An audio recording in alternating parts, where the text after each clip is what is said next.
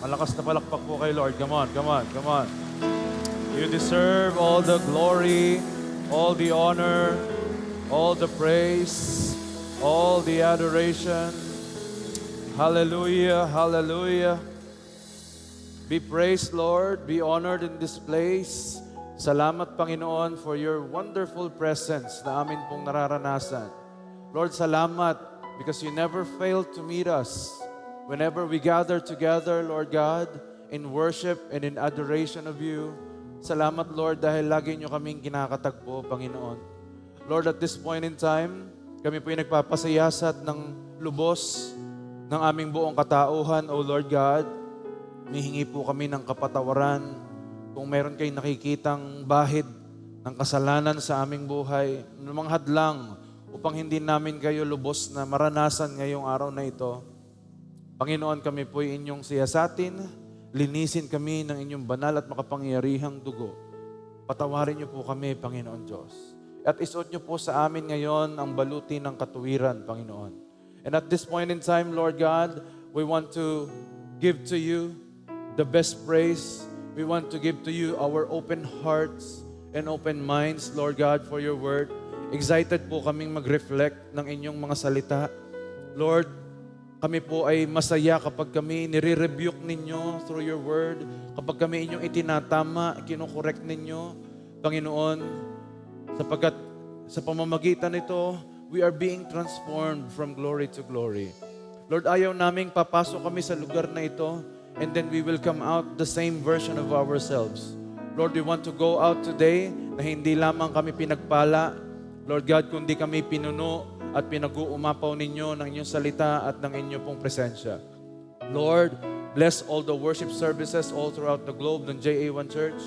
Also bless our beloved Apostle Bishop Art and Reverend Lynn na ngayon po ay nasa lugar ng Amsterdam, the Netherlands, O Lord God. I-bless niyo po ang mga gawain doon.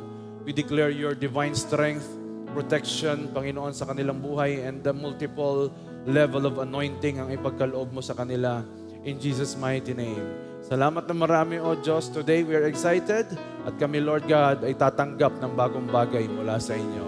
Panginoon, we honor you and we bless you as we receive the victory, the answered prayers, the healing, and the deliverance shall overflow in our midst, O Lord God. Salamat na marami, O Diyos. Sa iyo po ang pinakamataas na papuri, parangal at pagsamba sa pangalan ni Jesus.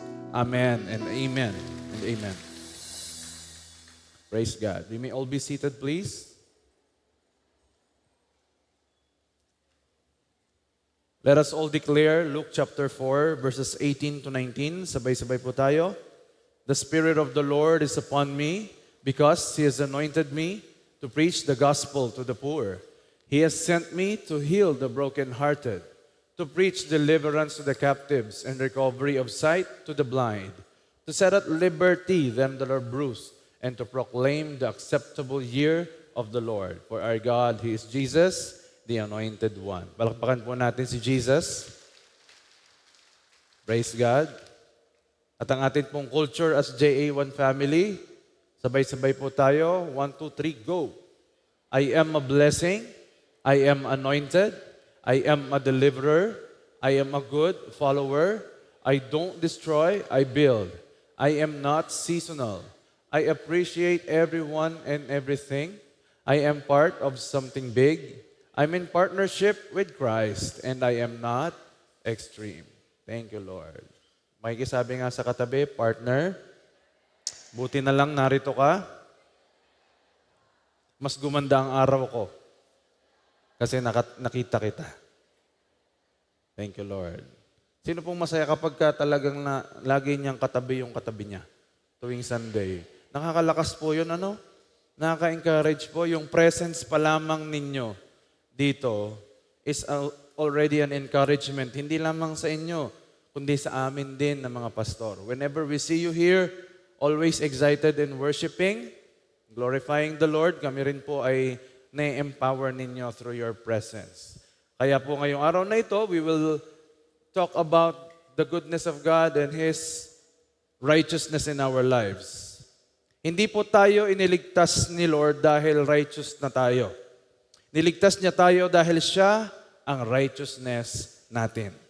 Sabi po ng 2 Corinthians chapter 5 verse 21, Christ was without sin, but for our sake, God made Him share our sin in order that in union with Him, we might share the righteousness of God. The Lord will be the one to bless the reading of His Word.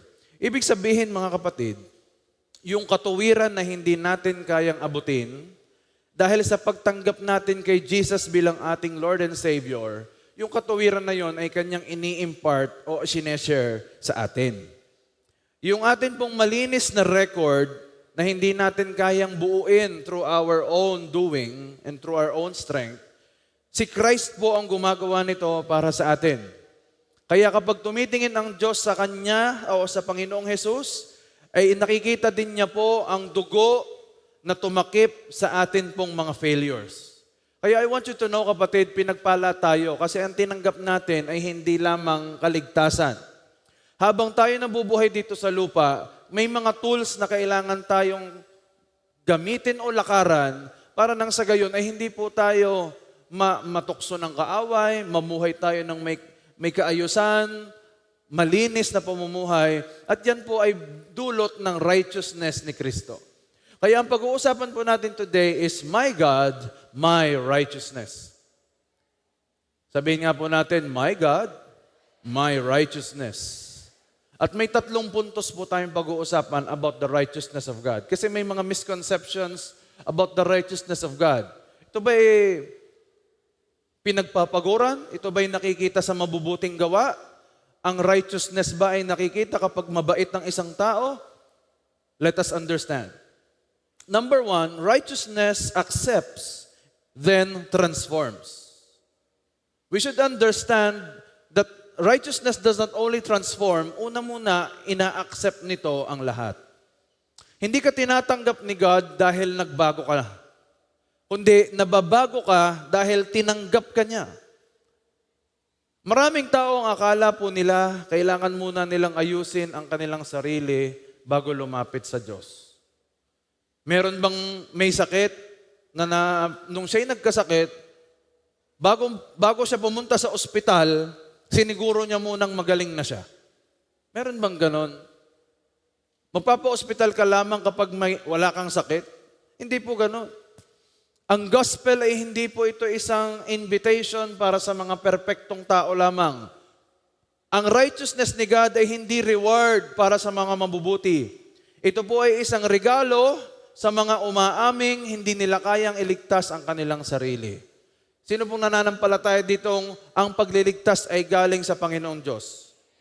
At itong pagliligtas na ito ay hindi natin pinagpaguran. Meron po ba ditong naligtas dahil sa mabuting gawa?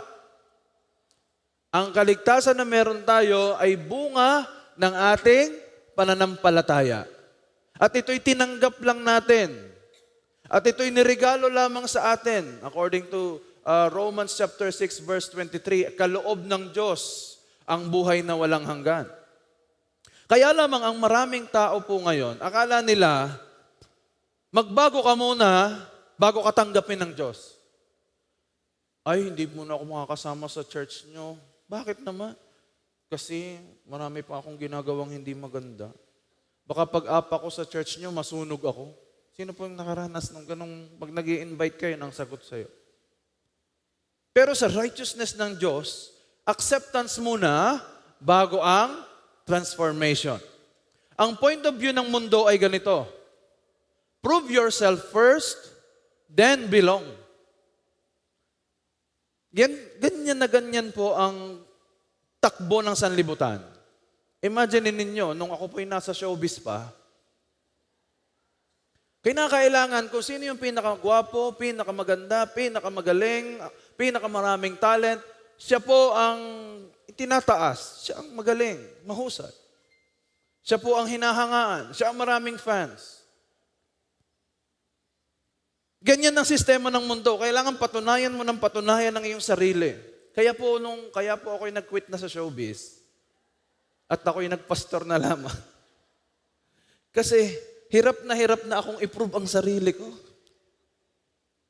Maniwala na kayo. Sa totoo lamang, napakahirap laging i-prove ang sarili. Yung mga nasa trabaho dito, over and over again, you have to prove yourself. At maniniwala kayo sa akin because I've been there, lahat na nagtatrabaho, isang mali mo. Yan ang nagiging pagkakakilanlan sa'yo. Kahit napakarami mong accomplishments, 10 years ka na sa trabaho, puro accomplishment, puro magaganda, pero may isang araw na ikaw ay sumablay. Yung maliit na sablay na yon ang pinalalaki, ginagawa ng report, at nagiging daan para ikaw ay matanggal sa trabaho. Kaya sinasabi natin, paano naman, Lord, yung 10 taong magaganda kong ginawa? Kung yung nag-iisa lamang na mali ko, ito ang pagtutuunan ng pansin. Well, hindi mo pwedeng baguhin yun. Ganyan talaga ang POV ng mundo. Kailangan mong patunayan na ikaw ay hindi nagkakamali, magaling. Then you will belong to their circle and to the world's acceptance point of view. Pero hindi yan ang point of view ni Lord. Nung tinanggap natin si Jesus, iba na ang point of view natin. Amen? Ano ba ang point of view ni Lord? You belong first, then be transformed. Tinatanggap ka muna, you are welcome in the family of God, and then hindi naman hahayaan ng Diyos that you will still remain the same person 5 years ago or 10 years ago. Otherwise, His work in your life ay hindi nagiging effective o hindi ito nakikita. Kailangan makabilong ka muna. Kailangan nandito ka muna. Kailangan matanggap ka muna sa pamilya.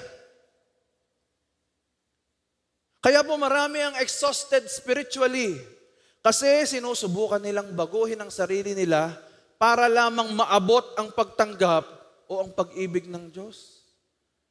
Ang isa pong sanggol, hindi po minamahal ng magulang yan kapag siya'y may ambag na. Umiiyak nga yang magdamag. Ginigising niya ng mga magulang niya every 1 hour or every 2 hours. Pero bakit siya'y tanggap na? Bakit siya'y mahal na? Kasi ang kanyang belongingness is not by his or her worth, but by his birth.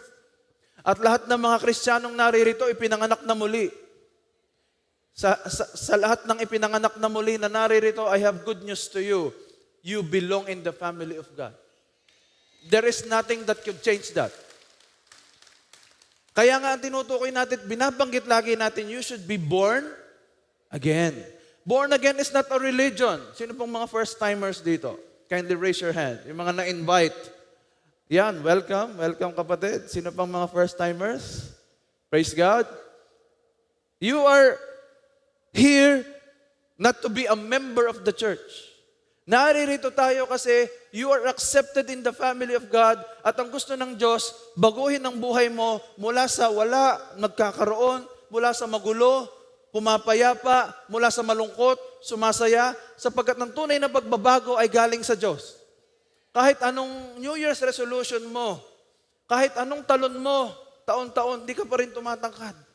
Kahit anong gawin mo, hindi mo kayang baguhin ang iyong sarili. It is only God who has the righteousness that is imparted unto you, kaya ka nababago.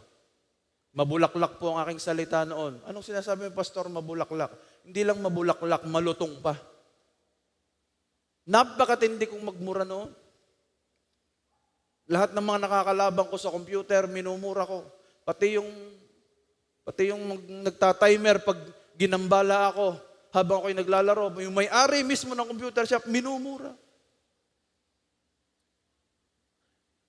And to the point na wala na akong sinisino. Kino-curse ko ang mga tao. Pag ayaw ko sa'yo, iko-curse kita. Pero dumating sa point na nung ako'y nabilong sa family of God, unang inalis sa akin ng Panginoon ay yung cursing, yung pagmumura, yung pagsasalita ng bad words. At ngayon, kapag nakakarinig po ako ng bad words, lalo na kung may madadaanan ako sa social media, mga videos, mga road rage, mga kung ano-ano, mga nangyayari, Pag nakarinig na ako ng bad words, parang umiiging po ang tenga ko, inaalis ko agad doon. Samantalang yon ang pagkain ko noon. Yon ang laging lumalabas sa bibig ko noon. Hindi ako nagsabi na dinidesisyonan ko, hindi na ako magsasalita ng masama.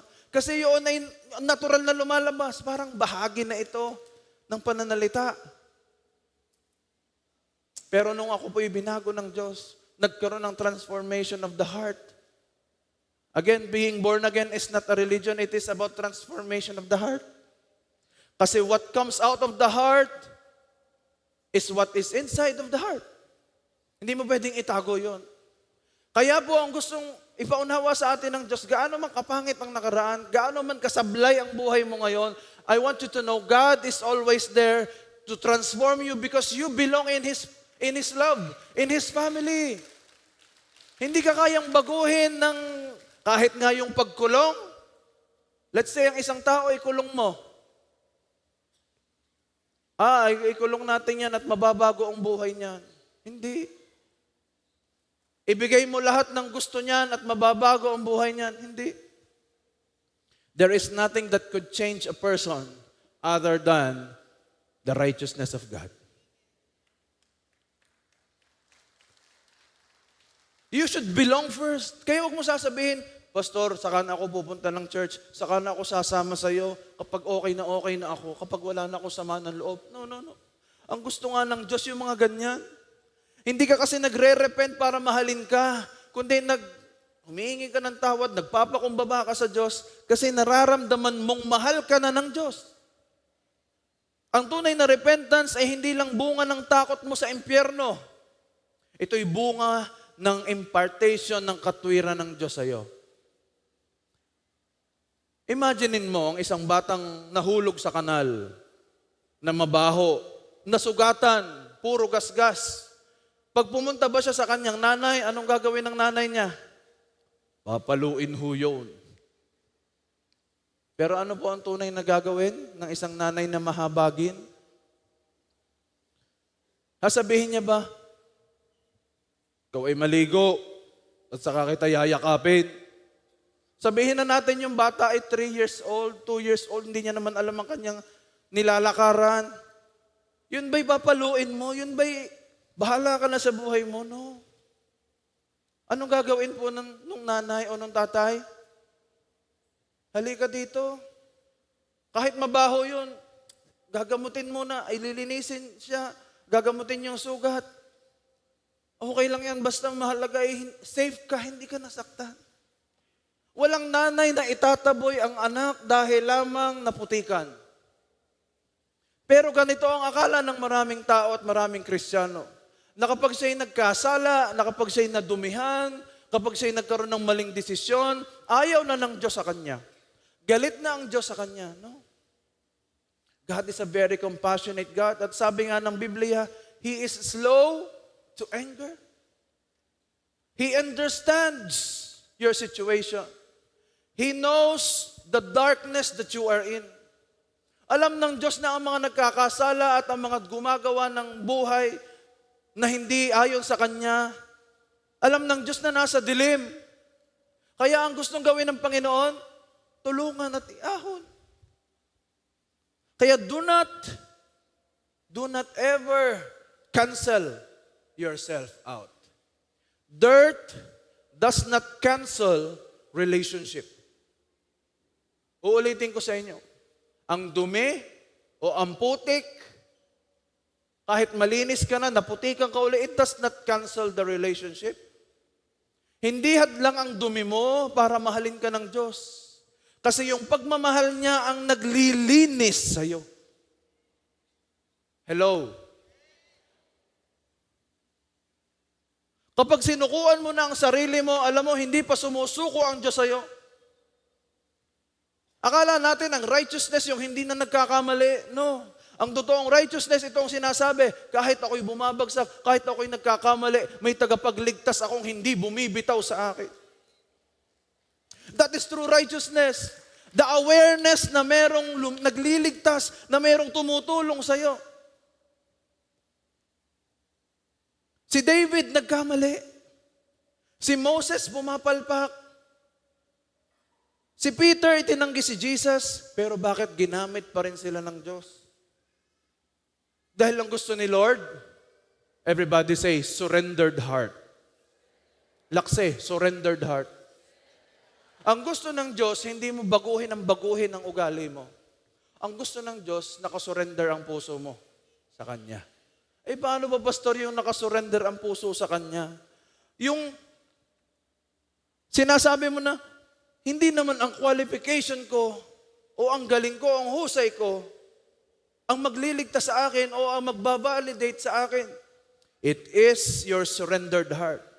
Kaya kung meron nakikinig dito ngayon na feeling mo, napakarumi ng buhay mo masyado, hindi ka na-deserve na gamitin ni Lord, after all the mistakes, after all the hidden sins, after all the compromise, gusto ko malaman mo, hindi nauubos ang righteousness ni God dahil sa kasalanan mo. Mas malaki ang biyaya niya kaysa sa kahit anong dami ng kasalanan ng sanlibutang ito. At kahit gaano man ang pinagdaanan mong pangit nung nakaraan, ang biyaya ng Diyos at ang katuwiran ng Diyos ang siyang maglilinis sa iyo. Lahat ng nilinis ni Lord, palakpakan siya. Eh, pastor, pakiramdam ko, basag na ako ngayon. Sirang-sira. Minsan, pinapayagan ng Diyos yan. Para maintindihan natin na hindi tayo nabubuhay sa sariling lakas natin. Kasi hanggat kaya mo pa, feeling mo'y kayang-kaya mo ang sarili mo, hindi mo makikita ang kailangan mo si Lord. Pero kapag dumating ka na sa punto na wala ka nang mapuntahan, walang-wala na, ang sasabihin mo, Lord, wala na ako maipagmalaki. Doon magsisimulang marinig ng langit yung puso mo. Doon nakikita ng Diyos ang surrendered heart. Para magkaroon ng surrendered heart, minsan marami kang isusurrender. Na hawak mo, na isip mo, na ginagawa mo. Dahil minsan ang pinakahuling na-surrender sa iyo ay ang puso.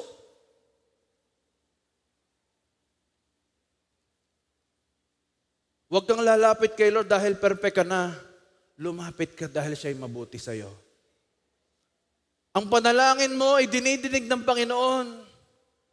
Huwag mong hihintayin na bago ka lumapit kay Lord, malinis ka na kasi pag ganun, hindi ka na lalapit. Lalayo ka na lang ng lalayo. Kaya please, tandaan mo na hindi ikaw ang failure mo.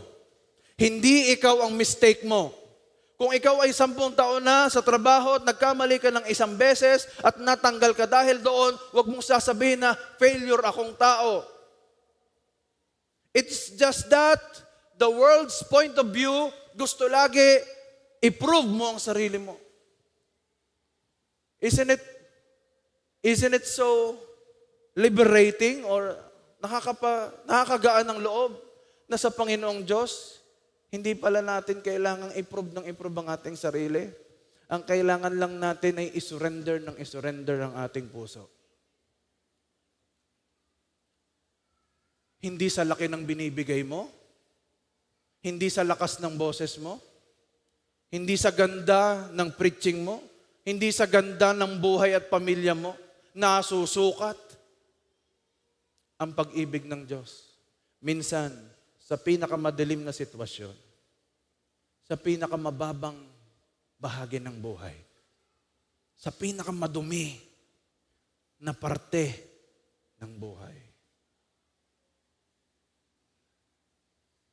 Religion teaches behavior modification, but Jesus brings heart transformation. Ang relihiyon gusto lagi turuan maging mabait, maging mabuting tao. Pero si Jesus, ang tinuturo at dinadala niya sa atin ay pagbabago ng ating puso.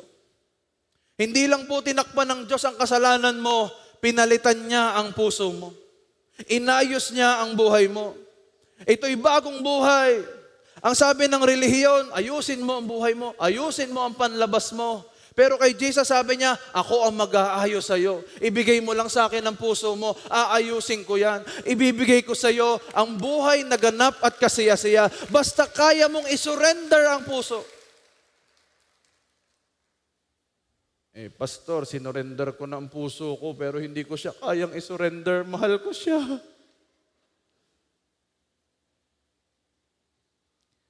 Hindi namatay si Jesus para i-improve ka lang. Gusto niyang gawan ng isang bagong creation. Gawan ka ng ikaw ay magiging isang bagong creation. Sino pong nananampalataya dito na ang righteousness niya hindi galing sa Kanya? Ang righteousness niya ay galing kay Lord? Number 2, the biggest enemy is self-righteousness. Ang pinakamalaking kasalanan minsan ay hindi yung obvious. Minsan yung nakatago. Ang tawag doon, pagtataas ng sarili, self-righteousness. Luke chapter 18 verses 9 to 14, sabi dito, this is about the story of a Pharisee and a tax collector. Jesus told the story to some people who thought they were better than others and who looked down on everyone else. May mga taong ganon. Ang tingin niya, mas mahusay siya sa kanyang sarili. Naalala niyo yung teaching about gossip? Kaya maraming tao ang mahilig sa gossip kasi it's natural for a person to elevate himself. At kapag nakarinig siya ng pangit sa kapwa, nakakaramdam siya na, wow, I am better than that person. Kaya gusto niyang pag-usapan. Pansinin ninyo, ayaw pag-usapan ng tao yung pangit sa kanya. Ang lagi lang pag-uusapan yung maganda. Tama. Wala naman nagpo-post sa social media ng itsura niyang mga nakaganon. Ang lahat ng ginagamot pa nga natin, pinifilter pa nga, kaya nung makita sa personal, Nay, expectation versus reality.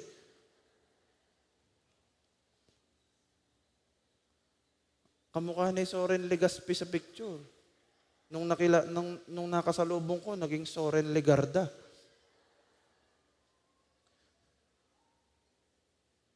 People are so fond of portraying beauty, elegance, especially in social media. Ayaw nating pag-uusapan ang mga issue natin. Bakit? Because that appears that you are no better than anyone else. Magmumukha kang mas mababa kaysa sa iba kasi akala natin ang value natin ay base sa issue natin. We thought that our value, tumataas lang ang value mo kapag wala ka masyadong issue. Kapag ikaw ay gumaganda ng iyong pamilya, tumataas ang kabuhayan. Akala natin yun ang value natin. Where in fact, ang tunay mong value is when you know how to admit that you have issues. Sino ho dito ang may mga issue pa sa buhay? Raise your hands. Salamat po sa 7 nagtaas ng kamay. Taas ang kamay nung alam niyang may issue pa sa buhay niya. Salamat po sa 132 na nagtaas ng kamay. Purihin ng Diyos sa mga wala ng issue sa buhay. Baka ready nyo na kayong umakyat ng langit. Ito ang marami ngayon. We look down on everyone else while you put yourself up over them. At anong sabi ni Jesus? Verse 10. 2 men went into the temple to pray. One was a Pharisee and the other a tax collector. The Pharisee stood over by himself and prayed. Kita nyo ha? Ang nananalangin, hindi nangangahulugan, hindi ka na self-righteous. Kasi yung Pharisee ay ang galing manalangin, oh. Anong sabi niya? God, I thank you that I am not greedy, not dishonest, and unfaithful in marriage like other people. Lord, salamat, hindi ako kagaya ng iba na naswapang, na hindi totoo, na hindi honest sa kanyang marriage. And I am really glad that I am not like that tax collector over there. Ay bakit tax collector ang kinumpara? The most hated person, o kumbaga sa panahon ngayon, the number 1 public enemy. Noong panahong yon ay ang mga tax collector. Parang hanggang ngayon naman, naiinis pa rin tayo, bakit ayaw tanggalin ang tax? Parang mula noon hanggang ngayon, the tax collector is very consistent. Marami ang naiinis sa kanila. Kaya ikinumpara ni Jesus sa isang Pariseo na akala niya sa kanyang sarili ay siya na ang pinakamagaling at isang tax collector na kinaiinisan ng lahat, parang ang dali naman na i-judge, no? Siyempre, yung Pharisee yan. Kasi yung Pharisee, ang galing mag-pray, oh. Parang yung katabi mo, magaling mag-pray yan. Pero hindi mo alam ang tunay na laman ng puso niya. Lord, salamat po, hindi ako kagaya nitong katabi ko. Ang katabi niya, asawa niya.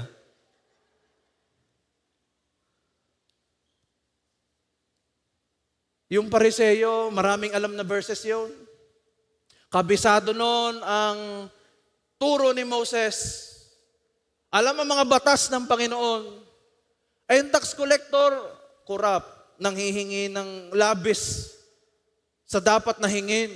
So sino sa dalawa ang tunay na katanggap-tanggap? Kung titingnan mo lamang yung kanilang panlabas, yung kanilang surface,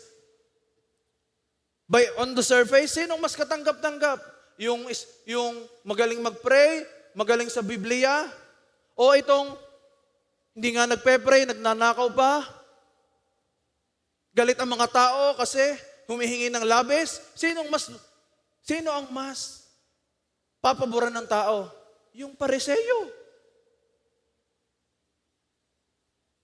Verse 12. Kaya binasag ni Jesus yun eh. I go without eating for 2 days a week. Hindi lamang yun, nagpapasting pa.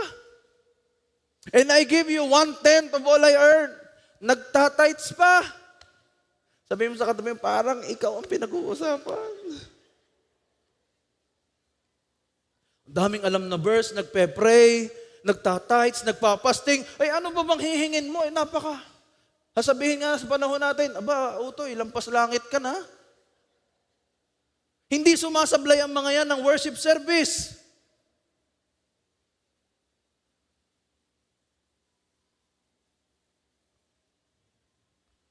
Verse 13. The tax collector stood off at a distance and did not think he was good enough, even to look up toward heaven. He was so sorry for what he had done that he pounded his chest and prayed. Nagpray din. God, have mercy on me. I'm such a sinner. Yun lang ang prayer, pastor. Have mercy on me. Samantala yung kanina, ang ganda ng prayer niya. Thank you, Lord. Hindi ako kagaya ng mga greedy. Hindi ako kagaya ng mga unfaithful. Thank you, Lord, dahil ako'y nagpa-fasting ako at ako'y nagbibigay ng aking ikapo. Hindi gaya ng tax collector na yon. Anong sabi po ni Jesus? Verse 14. Then Jesus said, when the 2 men went home, it was who? The tax collector. Yung paningin ng mundo ay masama, corrupt. And not the Pharisee who was pleasing to God. Akala ng mundo, kahit sa church, akala ng church yung magagaling mag-pray, magagaling sa ganito, ginagawa ganito. Sila ang pleasing kay Lord. Ay ang Diyos ngayon nakatingin sa puso. At nakatingin sa tunay na tayo nito. At alam niya yon. At ang sabi doon, sabi ni Jesus mismo, ang tunay na justified, ang tunay na may righteousness, ay hindi yung nag-isa-isa ng kanyang mabubuting ginagawa, kundi yung nagmakaawa at nagsabi, Lord, hindi ko kaya, have mercy on me. I am a sinner. Ang tunay palang pleasing sa Diyos, yung marunong umamin ng kahinaan. Yung marunong magsabi na, Lord, hindi ko kaya.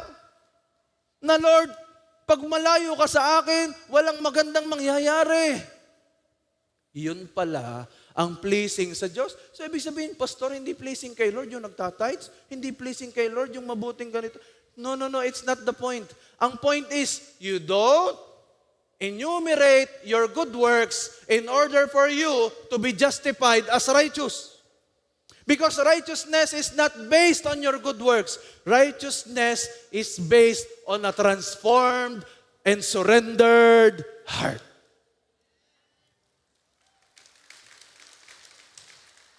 Kaya ikaw pala, lalapit ka lang sa Diyos at naririnig mo yung mga katabi mo, nag-speaking in tongues, nagpe-pray, talagang, wow. At ikaw, Lord, ang alam ko lamang ako'y makasalanan, hindi ko kaya. Ang alam ko ako'y hindi matuwid, kailangan ko ng pagliligtas mo. Alam niyo kung sinong uuwing justified? Yung taong umaaming hindi niya kaya. Kasi anong principle ng Diyos? Tuloy natin. If you put yourself above others, ano sabi? You will be put down. But if you humble yourself, what does the Bible say? You will be honored. Kaya ang mga honorable na tao, yan yung mga humble na tao.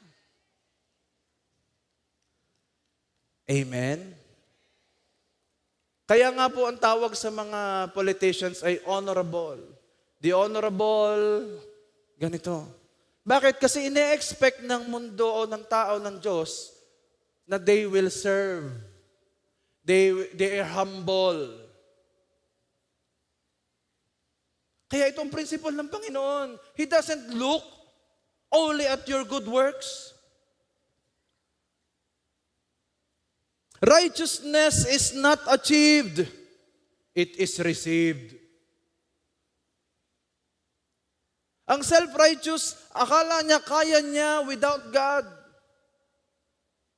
Akala niya maglilingkod lang siya na maglilingkod para sa ipagpalain. Self-righteousness yun. Kaya hindi ko lagi sinasabi, maglingkod kayo para kayo pagpalain. No. Dahil ang pagpapala ng Diyos ay binibigay sa kung sinong gustuhin niya.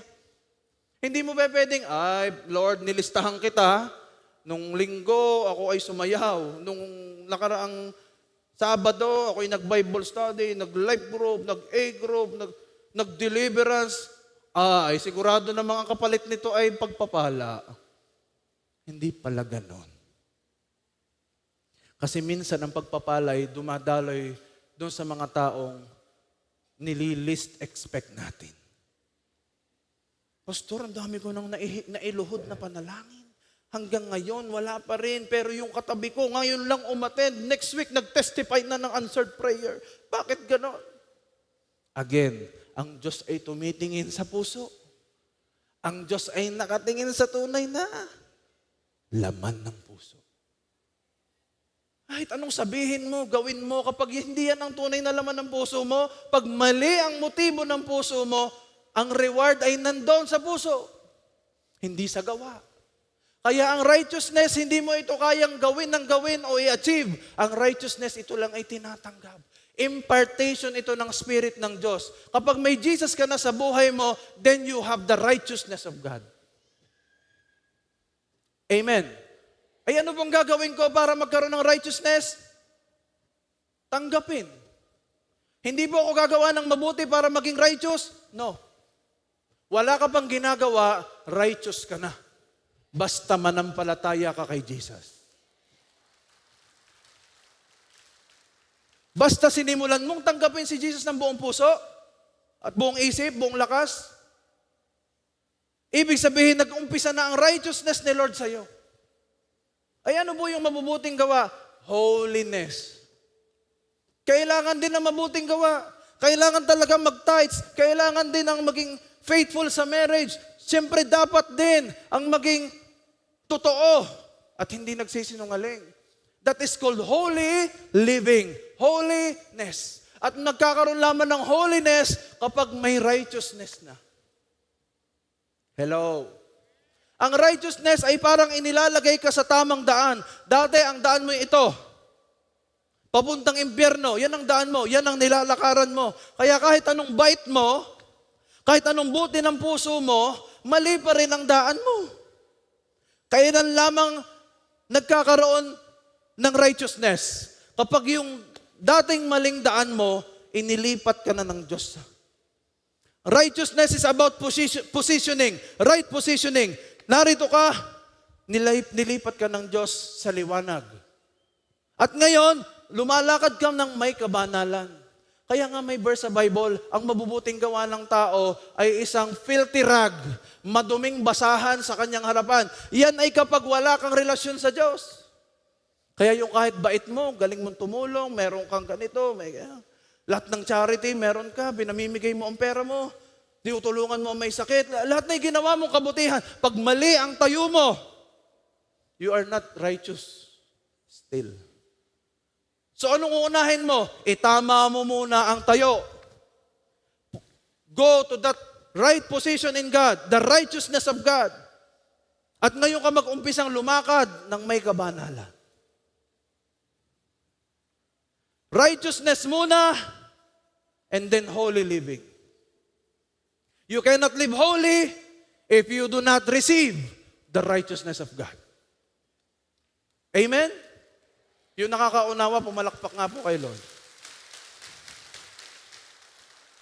Pwede kang malayo kay Lord kahit nasa church ka. Because attendance is not intimacy. Attendance is not righteousness. Merong mga taong nasa worship hall pero akala nila sarili nila ang Savior. Hindi maisuko sa Diyos ang problema. Kaya maraming mukhang mabuti pero spiritually empty. Meron po bang pumunta sino mga na-hospital na dito? Wala akong masamang ma-hospital. Na-hospital, nakakahiya. Ay, na-hospital naman sadya. Meron po ba ditong nang na-hospital ka at tinanong ka ng doktor, ano po ang inyong sakit? Wala akong sakit. May nararamdaman po? Wala akong nararamdaman. Sinong pamilyar? Sabi mo sa katabi mong may edad, parang kayo ang pinag-uusapan. Ay, mga may edad na naririto, mga minamahal naming youth. Kapag may masakit, aminin. Hoy, parang tumungo na kayo lahat. Kapag may sumasakit sa iyong kasukasuan, sa iyong talampakan, sa iyong likod, aminin mo yon. Dahil ikaw ay hindi abala. Mas malaking abala kapag hindi ka nagsasalita. Nabigla na lang magugulat, stage 4. Yung pala naman, ilang taon ng daladala. At sinasabi, hindi lalaban ko po sa prayer. Ang faith ko po talaga, ako'y gagaling. Ang faith ay nag-uumpisa sa pag-amin. At please, kung mahal mo ang pamilya mo, aminin mo sa pamilya mo. Hello. Huwag mong sarilinin. Kasi it would be a torture to them if they are not aware of your real situation. Kaya ngayon ikaramay mo. Kaya nga may asawa ka kasi yan ay katulong mo, iisa na kayo. Kaya ka may mga anak, may pamilya ka kasi concern ng mga yan sa'yo. Kaya kung may nararamdaman ka, huwag mong baliwalain. Lagi mong sabihin sa iyong anak, may nararamdaman ako sa likod. Ito po ang 2,000. Oh, nagkapera ka pa. Parang wala na nga bigla. Oo, galing nga ng 2,000 na yun. Pero may kaunti ba eh? Ito ba ho 1,000? Yun, ayos na, wala na. 3,000 pala ang gamot sa sakit sa likod. But kidding aside, please, do not torture your loved ones by not telling them your real pain. Hello. Ay, saka ko na po ikukwento ang aking pong sakit kapag ako'y magaling na. Ay, magaling kung yun talaga ang plano ng Diyos.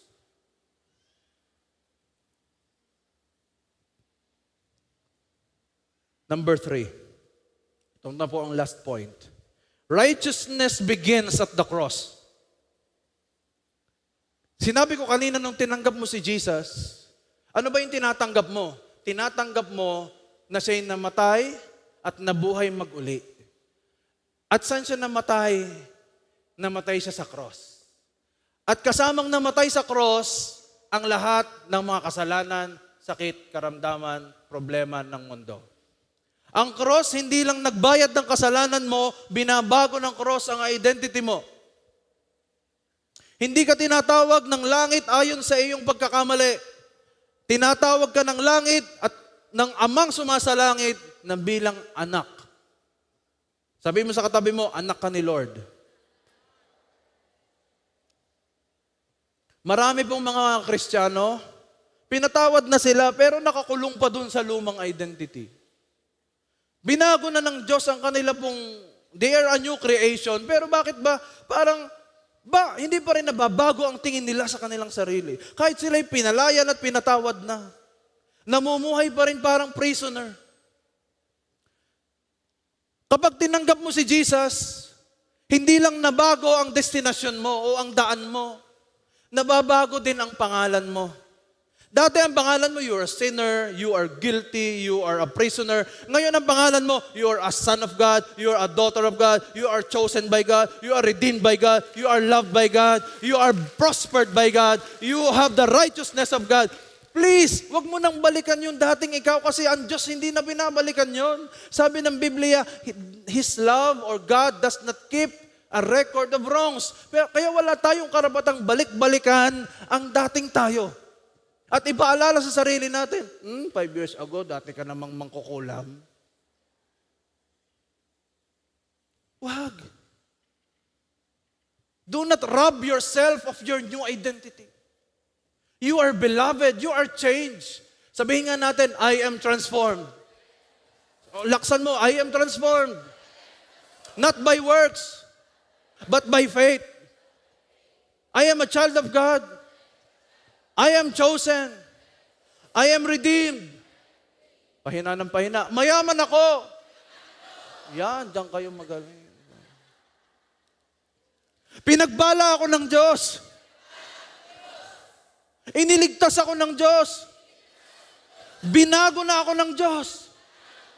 Alam nyo, yan lagi ang sabihin ninyo sa inyong sarili para maalala nyo ng maalala na wala na yung dating ikaw. Ikaw ay si Jesus na. Pag tinignan ka ng amang sumasalangit, ang nakikita sa iyo, si Jesus. Ang dugo ni Jesus na naglinis sa iyo. Hindi ka na tinitingnan sa dating mga pangit na ugali mo. Pastor, may pangit pa nga po akong ugali. Uyaan mo na. Ang mahalaga, ang tingin sa'yo ng Diyos, hindi na ganun. At habang tinitingnan ka ng Diyos na bagong nilalang, nababago talaga ikaw. Ang sino mang pinalaya ng anak ay tunay na malaya na. Whom the Son sets free is free indeed. The devil calls you by your sin, but God calls you by His purpose. Ang magpapaalala lagi sa iyo ng pagkakamali mo, yung kaaway, yung demonyo, na ayaw kang makaahon, na sinasabi sa iyo, wala, kailangan mo pa rin patunayan sa Diyos, galit pa rin ang Diyos sa iyo. Bakit? Hindi ka pa rin pinapatawad nung pinagkamalian mo ng kasalanan mo hanggang ngayon, galit pa rin ang Diyos sa iyo. May ganun po akong narinig dati. Hindi daw siya makamove on kasi hindi niya naririnig na siya'y pinatawad nung taong pinagkamalian niya. Kaya ang feeling niya, incomplete pa ang cycle. Akala niya, hindi pa closed book. Well, gusto kong sabihin sa iyo, hindi depende sa tao ang closure mo. Hindi depende sa mga taong pinagkamalian mo ang pagbabago mo. Kapag ginawa mo na sa sarili mo ang part mo, humingi ka na ng tawad, nagbakumbaba ka na, and you are also paying retribution for your sin, bumabawi ka, inaayos mo, at yung taong yun, hindi pa rin sapat yan. Do not pity or do not push too much of yourself. Kasi ginawa mo na ang tunay na part mo, problema niya na yun. Kung bakit hindi ka niya patawarin o kung bakit hindi ka niya pagbigyan, ang mahalaga, you are already right with the Lord. Sabi mo sa katabi mo, mag-move on ka na please. Marami pong mga tao, ang identity nila ay pangit sa umpisa. Do you know Brian Welch? Who is the famous American guitarist of the band Korn? Ito po yung mga batang 90s, alam natin ito. Alam niyo ba, kilala niyo ba yung bandang Korn? K-O-R-N. Kunyari, pang di niyo alam. Na born again po, tinan mo naman ang itsura niya. Anong itsura ni Brian Welch?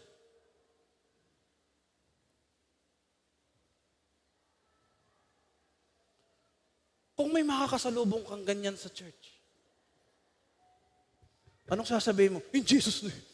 Napagayong ka pa eh. Bakit? Sa lipunan, wala na yan. Kasi ang standard ng lipunan, maayos ang suot, maganda ang gupit, makinis ang mukha. Parang dinidescribe ko ang sarili ko, ano? Biro lang. Ang standard ng lipunan, ganyan ang lipunan, ikakahon ka.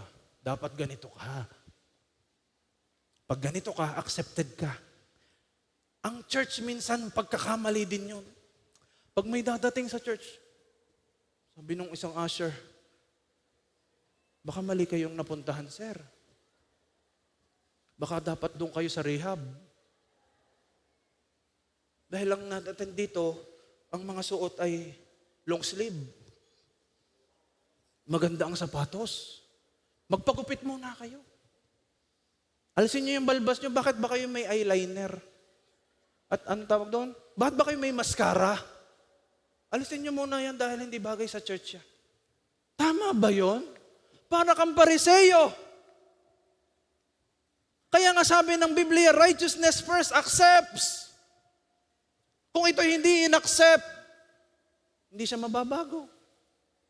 Si Mahatma Gandhi, kilala niyo si Mahatma Gandhi? Kaya siya hindi na born again kasi hindi siya tinanggap sa church. Dahil ang suot daw niya ay pangmonghe. Sabi ng mga nasa church, umuwi ka muna, magpalit ka ng damit, hindi bagay dito yung damit mo.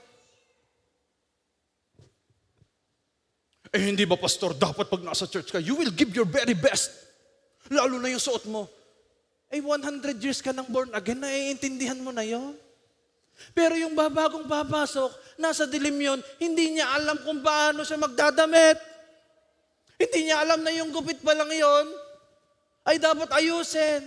Hindi pa niya alam.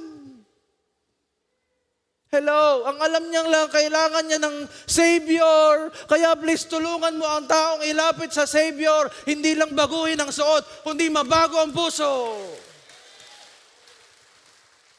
We don't bring people to change their attitude, to change the way they dress. We don't bring them to church para maging kamukha natin ang mga suot. No!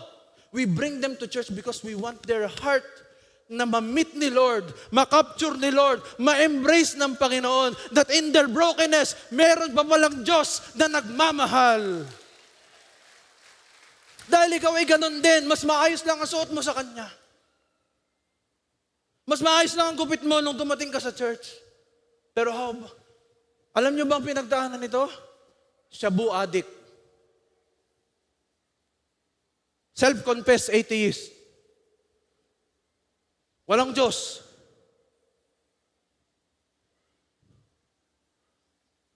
Pero alam nyo, kinatagpo ng Diyos.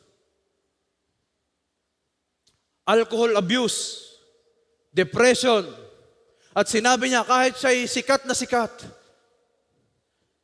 empty ang puso niya.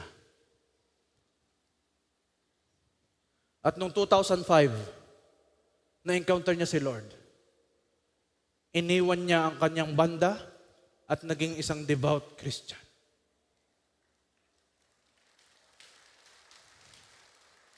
Ay, pastor, pag i-ginugol niyo siya, hanggang ngayon, ganyan pa rin ang itsura niya. Ano sasabihin ng mga Pariseo at ng mga self-righteous? Ay, hindi totoong nabago yan. Ay, kita mo naman, yung pa rin ang buhok. May maskara pa din. Tumutugtog pa rin. Nagiging Pariseo na naman tayo. Kaya pala siya hindi nagpapakupit at bumalik po siya sa kanyang banda actually. Pero isa na siyang firm believer ni Christ. Kaya hindi siya nagpapakupit, hindi siya nagbabago ng kanyang anyo kasi gusto niyang abutin ang mga taong kagaya niya. Hello? Kung ikaw ay mahilig sa basketball, magaling ka sa basketball, maaabot mo ang mga taong mahilig sa basketball. Anong ba na born again ka? Itinakwil mo ang basketball? At sinabi mo, ako'y magiging pastor na lamang, ayaw ko na mag-basketball. Paano ka makakaakay? Hindi siya nagbago ng kanyang get up, ng mukha, kasi alam niya, makakakonect siya sa tao. Connection before correction. Sabihin natin. Isa pa. Connection before correction. Hindi siya makakakonect kapag ang suot niya ay long sleeve. Tapos sasabihin niya doon sa mga rakista, sumunod kayo sa akin. Ako'y binago ng Diyos. Tapos sabihin ng mga rakista, ayoko nga, ganda-ganda ng buhok ko eh. Sira ang siguro nito eh. Pinaltan ng buhok niya, gandang-ganda, tapos nagrarakrakan ngayon eh, naka-long sleeve. Sa paningin ng mundo, akala galit ang Diyos. Akala walang pagbabago. Again, ang tunay na may alam ng pagbabago, si Lord lang. Sa puso nakatingin. Hinusgahan na natin sa itsura, hindi mo wala nakakausap. Nung nakausap mo, nalaman mo ang testimony na kaya pala hindi siya nagpapagubi kasi gusto niyang maka-reach out na mga kagaya niyang rakista na napariwara din kasi your appearance can connect you to others. Your skill is a big influence to others. Kaya isipin mo, saan ka magaling ngayon? Magaling yata ako sa pagkain lamang eh. O di yan ang connection mo sa iba. Kung saan ka magaling, yan ang gagamitin ng Diyos para i-connect mo sila sa Kanya. Kaya kayo mayaman, pinagpapala kasi yung pera mo ang pang-connect mo sa tao, sa Diyos.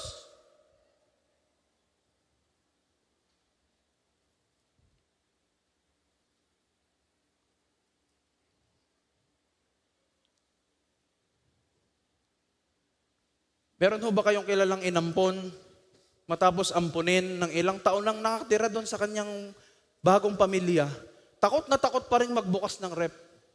At sinasabi, nakakahiya. Kaya tuwang-tuwa ako doon sa mga, bigla na lang dadating sa bahay, diretso agad sa rep. Anong meron sa inyo ngayon? Yan mga gusto ko, yung mga talagang Sa isip-isip ko, hindi ka na makakabalik.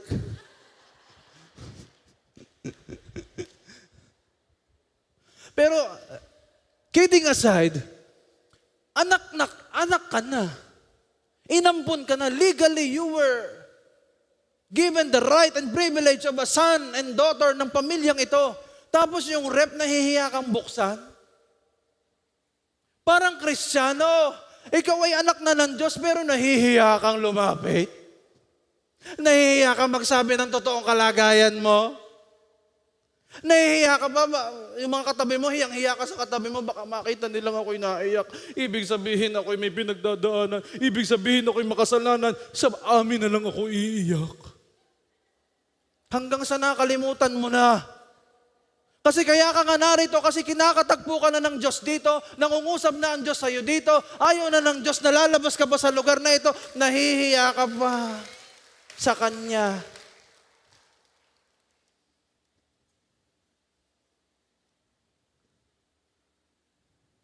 Bakit po maraming takot ma-reject? Akala nila nandun ang kanilang worth. Kapag settled ka sa approval ng Diyos, nawawalan ng kapangyarihan ang rejection ng tao. Kapag alam mong tanggap ka sa pamilya na ito, tanggap ka sa JA1 family, kahit paanong sabihin ng mga tao sa paligid mo, wala nang dating sa'yo kasi may mga totoong taong nagmamahal at tumanggap na sa'yo. Yan ang pamilya ng Diyos. Kaya sabihin mo sa katabi mo, kahit ganyan ka, tanggap na tanggap kita. May mga prayer na hindi sinagot si God dahil mas mahalaga sa Kanya ang karakter mo kaysa sa comfort mo. Kaya delays are redirection. Brokenness is just a situation where God can enter breakthrough in your life. Kapag ikaw ba'y, kunyari, lumulubog, sinong mga hindi marunong lumangoy? Pag ikaw ba'y na lumulubog at malalim ang iyong natungtungan, anong ang ginagawa mo? Ay, hinahayaan ko na po ako'y malunod. Ganun ba? Hindi. Gagawa ka ng paraan. Para makaangat ka, hingi ka ng tulong. Maraming Kristiyano, nalulunod na nga, ayaw pang humingi ng tulong. Nahihiya sa Diyos, baka galit ang Diyos sa akin. Sabihin nga po natin, hindi galit ang Diyos sa akin. And this will be my last example. Kilala niyo si George Foreman? Dating boksingero? World champion? At alam niyo ba, siya po'y nakakilala kay Lord through a near-death experience sa laban, sa boxing. At iniwan niya po ang pagbuboxing para maging preacher ng word. Na born again po yan. Hindi naglabs ang hawak, Biblia na. Ano ibig mo sabihin, pastor? Hindi ba nawala siya dun sa kanyang field o sa kanyang nation? Hindi ganon. Bumalik pa rin po siya sa pagboboxing at the age of 45. Siya po ay naging world champion pa rin. Imagine 45 years old, naging world champion ka pa rin sa boxing. At yun ang ginamit ng Diyos para marami siyang maabot ng mga sports personalities. At ang sinabi niya, I didn't trade boxing for preaching. I just included in my preaching my boxing. Hindi sinasabi ng Diyos na umalis ka at iwanan mo ang pamilya mo, iwanan mo ang lahat ng meron ka at lumapit ka sa Diyos. Of course, that's a point of surrender. Pero sa point ng connection, gusto ni Lord, nandyan ka pa rin. Kasama mo pa rin ang pamilya mo. Nandyan pa rin ang mga kaibigan mo, ang mga kaklase mo. Kapag inaya ka sa inuman, sumama ka pa rin. O sumama ka pero wag kang iinom. Umikot ka doon. Sige, mamulutan ka. Bakit? Do not alienate yourself from the world. Kasi kaya nga tayo naririto para maging ikaw ang asin at ang ilaw ng mundo. Ay paano ka magiging asin at ilaw kung ikaw ay tatakluban? Kailangan makita ang liwanag mo at dadaling ka doon sa lugar na madilim. Pero ibang usapan naman yung mag-i-evangelize ka sa club. Hindi kasali yun. Pumunta po ako sa club para ako po'y mag-evangelize doon. Dadamitan ko po yung mga babae doon. No. Let's put it in the right context. Let's put it in the righteous way of the Lord. Go only to your circle. Meron kang circle ngayon. Meron kang mga kaklose mo, mga amiga mo, mga kasama mo sa Zumba, mga kasama mo sa golf, mga kasama mo sa real estate. Nandyan ka sa field mo. Focus on them. At kapag sila'y nag-aya, huwag kang laging tatanggi. Hindi ako pwede. Bakit? Makamundo yan. Ayaw ng Diyos yung gagawin nyo. Inuman, ayaw ng Diyos yan. Pagka ganon, pinabatay mo na ang ilaw mo. Ang gusto ni Lord, be a channel of light. Let them see darkness in their lives through your light. Not by saying them, ay mali yan. Sasama po ako kasi doon sa inuman, mag-share ako ng gospel. Pagsasabihan ko sila, ano ang mga sakit na nakukuha sa alak. Gusto mo yan? Kasakit ka niyan? Ha? Ito? Sumama ka sa inuman. Tapos nagdi-discuss ka ng health forum. Anong sinasabi mo, pastor? What I'm saying is, huwag kang kakawang sa mga taong dinala ng Diyos para ilapit mo kay Lord. Kaya mo kasama ang mga yan ngayon at nakakasama mo sa trabaho, negosyo, anumang ginagawa mo sa buhay mo, it is because God wants to say to you, you already know my righteousness. Bring them also to the path of righteousness like what you have and like what you are going through now. Ang gusto ng Diyos, ilagay mo rin sila sa nilalakaran mo. Hello? Kaya nga tayo lagi dapat sumasama tayo sa mga A grouping natin. Sa mga anointed life groups natin. Bakit? Kasi dito, nagpapalakasan tayo upang paglabas natin sa mundo, dala-dala natin, mas maraming apoy, mas malakas, mas maraming liwanag, mas marami ang naaabot. At sa A-grouping, nare-reach dito ang mga issue na dapat ay itatago-tago mo na lang pero lumalabas dahil sa pag-ibig ng Diyos na nararamdaman sa pamilya. Hindi po ito ang hindi ito yung pamilya na natin. Families are still broken down to 5, 4, 3, even 2 persons. Na pinag-uusapan lamang nila yung pagbabago ng Diyos, ang kabutihan ng Diyos. Gusto mo yung inuman na yon matransform into a life group, into an anointed group. Sumama ka, pero wag kang iinom. Pastor, pinasasyat na ko, talagang, alam mo, pag sumat ka, wala na. Pinutol mo na ang tulay. Kaunti lang ang tinikim ko Wala ka na rin pinag-iba. Putol na ang tulay sa kanila. Lipat ka na lang sa ibang nasira na yung testimony. Kaya ka pinasasama ng Diyos doon para ikaw ang magsasabi sa kanila, pwede kang mag-enjoy kahit walang inom. Magdala ka ng Sprite. Magtimpla ka doon ng juice sa harapan nila. So nyo? Ina-appreciate nila ang fellowship. Sa totoo lamang naman, kaya naman nagiinuman ay magbe-fellowship yun nasasamahan lamang ng alak. Pero ang gusto lamang talaga ng mga yan, pagka naman yung mga yan inalasing na, naranasan ko din naman ano kang tapang paglasing? Yung mga hindi kayang sabihin pagkahulas, nasasabi paglasing. Ibig sabihin, broken people pala din yung mga yan. Na gusto lamang makapag-release, mahihinang tao din pala ang mga yan na hindi nila kayang sabihin ang kanilang pinagdadaanan kung hindi sila under the influence of alcohol. Kaya ka naroon para sabihin sa kanila, kaya niyong i-open sa akin yan. Doon naman tayo sa bahay namin. Pero wala tayong inuman. Gusto ko magkwentuhan lang tayo. Kape ang ating iinumin. Sunmig coffee.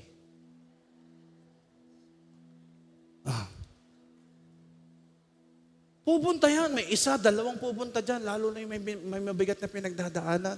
Use that opportunity to impart the righteousness of God in their lives. Kasi alam mo ang sagot sa kanila Ang kulang sa kanila ay si Jesus. At dala-dala mo na yon. Para kang may dalang tubig, na uhaw ang mga kasama mo, ayaw mong painumin. Akin lang to. Huwag tayong ganon. Dala mo na ang tubig, dala mo na ang living water, painumin mo na sila. How? By preaching? By saying, mali yan? No. By reflecting the light. Panunuorin ka ng tao at ang tao sa nakikita sa iyo, na-obserba sa mga galaw mo, diyan sila susunod sa Diyos. Hindi sa sinasabi. Hindi sa mga gagandang mga prinsipyo, mga biblical verse, no. Panunuorin muna ang buhay mo kung dala mo ba si Jesus. At si George Foreman was a perfect example of how God changed lives. Sino po dito excited na maging ilaw sa sanlibutan? You have to understand, your righteousness does not come from your good works. Righteousness is imparted by the Lord. Tanggapin mo ngayon. At lahat ng ready tumanggap, tumayo.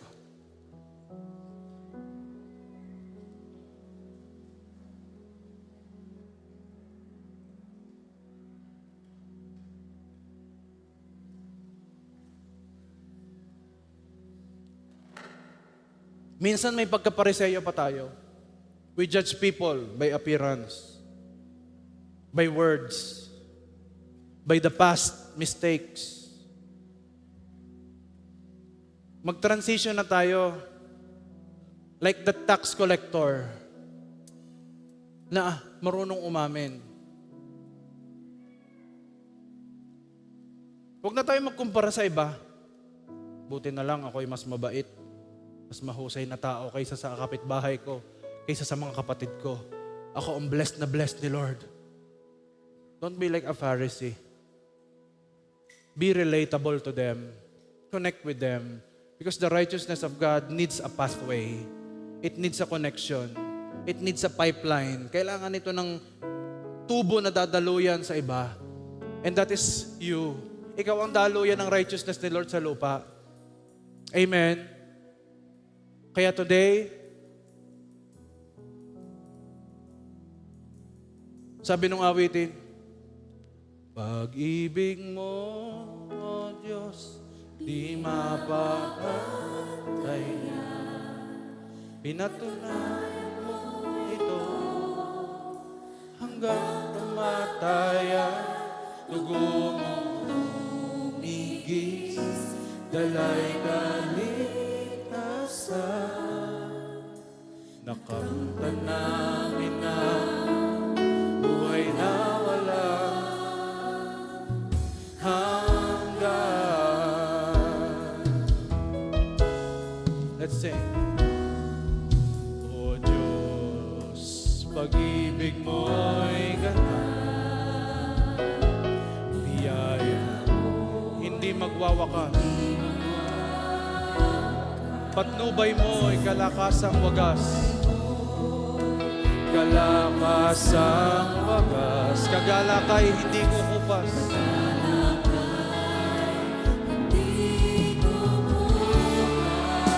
Say, pag-ibig mo, O Diyos, di mapapatayan. Pinatunayan mo ito hanggang kamatayan. Dugo mong umigis, dalay kaligtasan. Nakamtan namin ang buhay na wala. Once again, say, pag-ibig mo, Diyos. Thank you, Lord. Hanggang kamatayan, dalay kaligtasan. Namin na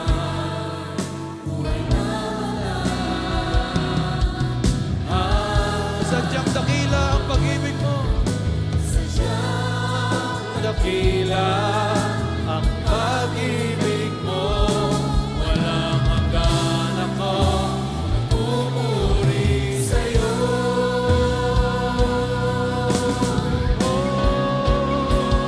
Pag-ibig mo. Come on, sing! Di mapapatayan. Dahil sa ginawa niya sa cross, meron tayo ngayon buhay na walang hanggan. Umigis, dalay kaligtasan. Nakamtan namin ang buhay na wala. Kayo lamang po. With all your heart, sing. Ibig mo. Ano ang nagbago ng buhay mo? Pag-ibig ni Lord.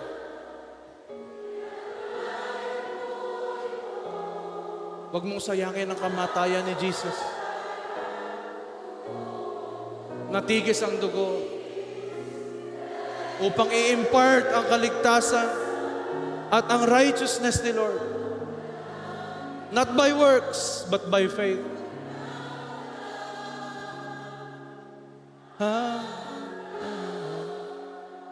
Lord, in the mighty name of Jesus, nakikita niyo po ang nakaraan, ang mga pangit na pinagdadaanan, ang mga problema, ang mga sitwasyon, mga pagkakamali, mga negatibo sa buhay ng bawat taong naririto.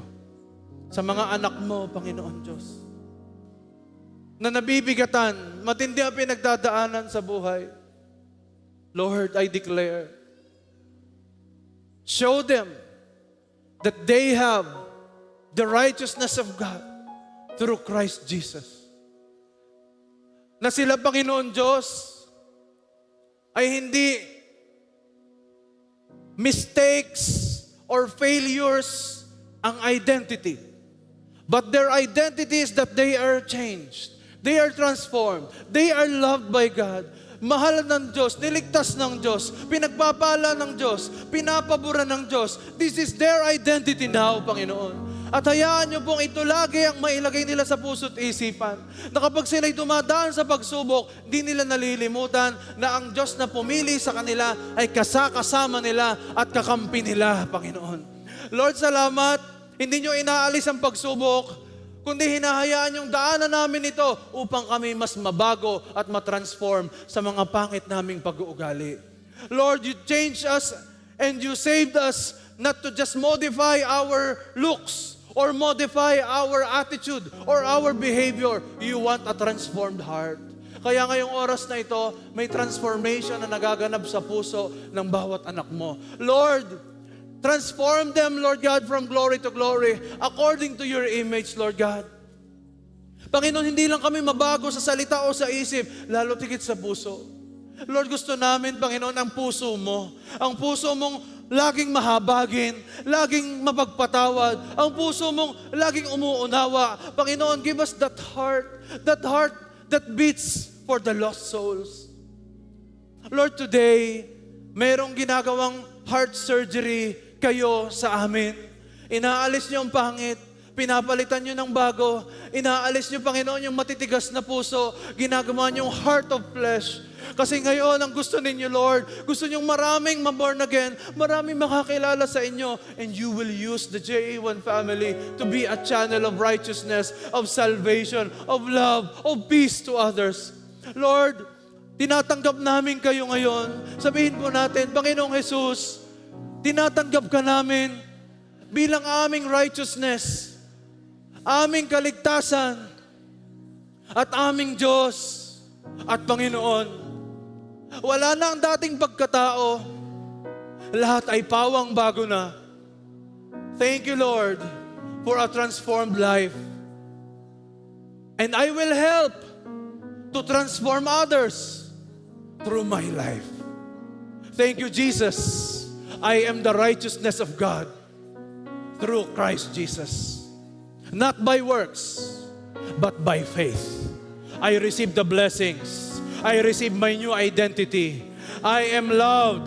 I am changed. I am beloved. I am prosperous. In Jesus' name. Salamat, Lord. Pagpalain niyo ang buhay ng bawat isa. And I declare, walang sino mang tatalikod sa inyo. At marami pa silang mahahakot na kaluluwa papunta sa inyo. They will not just bring them to church. They will bring Jesus to homes. Bring Jesus to their companies, to their schools, to their campuses and communities. They will bring Jesus and Jesus' righteousness alone. Salamat, Lord.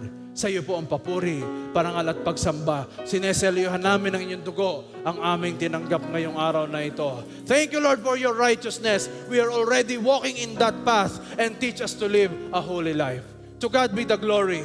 Ang lahat ng mga may katuwiran sa Panginoong Diyos ay magsabi na Amen and Amen.